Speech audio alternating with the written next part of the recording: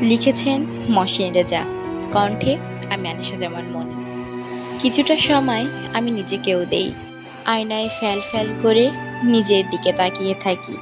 কখনো মুগ্ধ হয়ে দেখি, কখনো মুখ ভেঙচি, অথবা কখনো ভুরু উপর নিচ। নিজের জন্য কিছু কবিতা বাঁধি, নিজেকেই শোনাই, আবার নিজেই খিটখিটিয়ে হাসি।